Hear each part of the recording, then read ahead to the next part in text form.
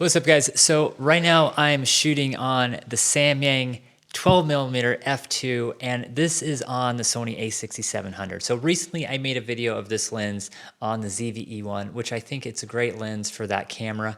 But I noticed there are like a little bit of focus breathing issues from time to time after using it for over like a couple months now. After I bought that camera, I switched over to the a6700. I put this lens on and I was just like, this lens doesn't even work with this camera. I was like so disappointed. I can zoom like way in. Right now I'm like 3 inches from the lens, but if I come out, it's not gonna focus, and this just kind of drives me nuts. And somebody was asking me on YouTube, they commented like, can you please do a review with the a6700? And the reason I hadn't done that is because I didn't realize that there was a firmware update.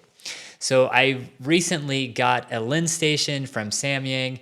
I updated the firmware, and so I feel like I can now do like a pretty good review just to kind of help you have an understanding if this is the lens to get. Autofocus focuses so much better, it's so much quicker. I mean, if you look, like I zoom in and out, it tracks my eyes like really, it tracks them great. Like I can move all around here and it's like still tracked onto me. And then I come right back, it's still there right on my eye. I don't really notice like any flaws with it right now. And so the firmware update was huge. I still think that they need to do a slight firmware update with the ZV-E one just to help with the focus breathing a little bit. I haven't noticed issues with the focus breathing with this camera. I'm just gonna put this in front of my eye. It's still trying to focus on my eye. Maybe if I put the object selection, it would work better with this, because right now it's trying to find my eye, but now it's finally focusing on this, but it goes right back to my eye. For the most part, this is awesome for this camera. And if you want to save like $300 buying this lens instead of the Sony 11mm 1.8, that one's a little bit better. I mean, it's probably a lot bit better, but you're not going to have the issues in the corner. So the reason I love this lens is because like if you go to the corners, you don't see as much distortion. There's probably like it's probably a little bit darker, like right in this corner, rather than right in the main picture. And you're gonna see some distortion as I come to the side, but it's not nearly as much as with the Sony 11mm. And that's why I think this is a fantastic lens for anyone who's doing filmmaking or photography, or they just want like a wide angle lens for the Sony a6700. So I just checked the footage on me filming myself right now, and I think the footage looks really good. I didn't see any focus breathing. So right now we're just gonna walk around with it and kind of see how the stabilization is on it. On this a6700 right now, I have it on active stabilization. So that is there is like a little bit of software going on to kind of stabilize it to make it a little bit better. So I'm gonna go ahead and pick it up, and we're just gonna walk around with it a little bit. I'm just holding it, and I'm sorry it's a little bumpy there, but now I'm just kind of holding it, walking around with it, trying to see how the stabilization is doing. I mean, it's probably I mean, there is some issues with the stabilization. It's not perfect. It's not as good as that dynamic stabilization with here, I'll put this on me. It's not as good as the dynamic stabilization with the ZV-E one. Like there's noticeable difference with the ZV-E one. The ZV-E one is amazing at that. But for the most part, stabilization, I mean, this is pretty good. And just kind of walking around with it and changing kind of the scene, and it's still focusing on me like pretty well. And I'm just holding it just like a little bit away from me, and it seems to be doing a pretty decent job. So yeah, I mean, for the most part, it seems like it does an incredible job. We're just kind of like hand holding it, walking around with it.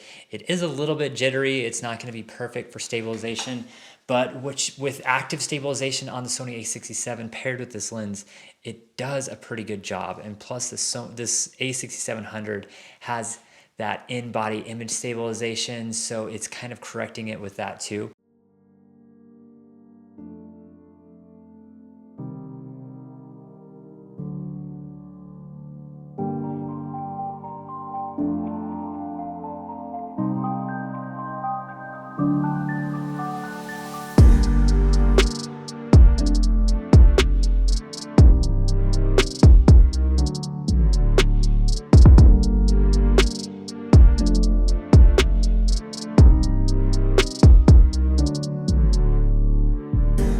if I could just tell you one more reason that I love this lens more than anything else is it's so light and easy to hold. So I have the a6700. I just pick it up. I have it in tripod mode right now, and I'm just gripping with my hand, and it's so light to kind of carry around. I mean, it feels like I'm really not holding anything, and that is huge, especially if you're like walking around and if you're doing vlogging right this.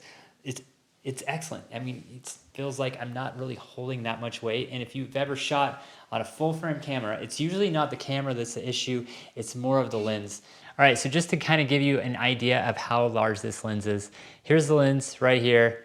Here's a lemon. They're pretty much about the same size. Maybe it's a little bit more chunky than a lemon, but it's just about as tall as a lemon. I would say Sony's is actually a little bit smaller than this one. If you want to do anything with just manual focus, get this one. I mean, I feel like the focus ring is pretty soft and smooth. It is focused by wire, but I think it actually moves a little bit smoother than the Sony version, and I think that's a compelling reason to get it. Also the price, like you're just gonna be paying $300 for this lens versus like $550 or $600 for the Sony version.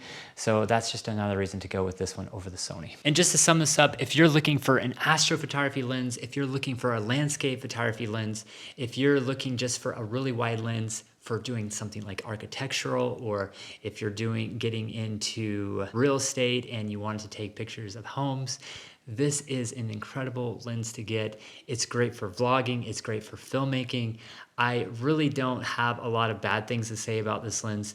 If you want the best of the best, I would say get the Sony 1.8. All right guys, so I hope you enjoyed this video. If you have any comments or questions about this lens, please leave them in the description below. For the most part, I would say this is an excellent lens for what you get for the value.